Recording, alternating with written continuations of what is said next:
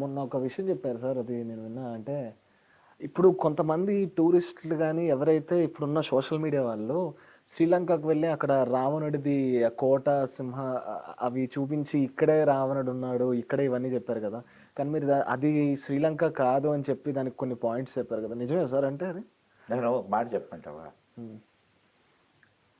శ్రీలంక నేను నేను రామాయణాన్ని దృష్టిలో పెట్టుకొని రామాయణాన్ని బేస్ చేసుకొని శ్రీలంక ఎక్కడున్నది అనేది ఒక అంచనా ఇచ్చా. నువ్వు బహుశా చూసాను, అది చూసుంటావు. నీకు అది కరెక్ట్గా అనిపిస్తుందా లేదా?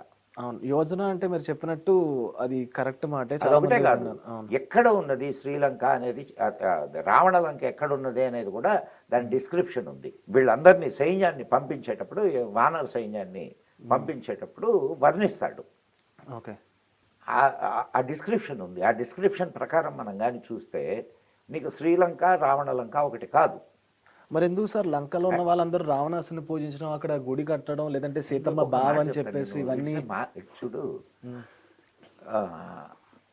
రామాయణ కారిడార్ అని ఒక ఇది జరుగుతుంది తెలుసా? ఓకే, అదేంటంటే ఒక మార్కెటింగ్ సిస్టమ్, పిలిగ్రిమేజ్.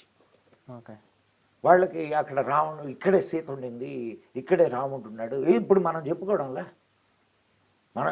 ఇప్పుడు అసలు రాముడు ఇటువైపు రానేలే, ఇది మన ఆంధ్ర వైపు ఆయన రాలేదా? రాలా. ఓకే, మరి ఒంటిమిట్ట రామతీర్థాల్లో వచ్చారని చెప్పేసి కొంతమంది అంటుంటారు. ప్రతి వాడు రాముడిని తమ వాడుగా చేసుకోవడానికి ఇది ఒక ఇదయ్యా.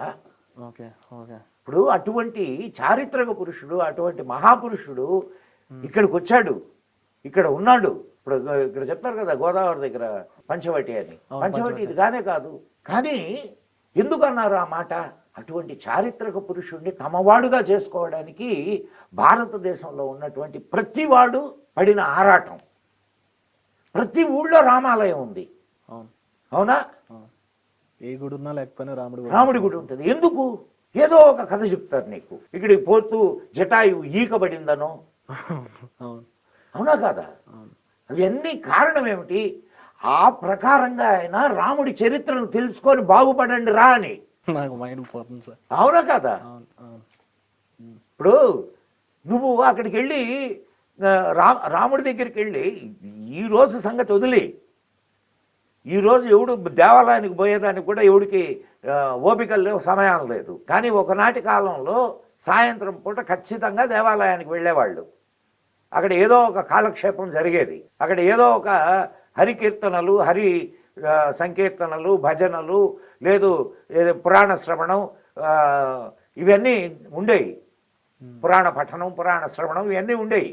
ఈరోజు నన్ను మీరందరూ ఎందుకు గొప్ప అనుకుంటున్నారంటే, అంటే మీరు అనుకుంటున్నారు లేదు నాకు తెలియదు, కానీ ఎందుకు అనుకుంటున్నారంటే మేము ఆ రోజు అవన్నీ విన్నాం కాబట్టి అయ్యే మీకు చెప్తున్నాం. ఇప్పుడు మీ తరం వచ్చేసరికి అవన్నీ పోయినాయి. ఇప్పుడు అవన్నీ చెప్పగలిగే చెప్పేవాళ్ళు కరువయ్యారు. అందుకు ఆమద వృక్షం అయిన నేను కాస్త పైకి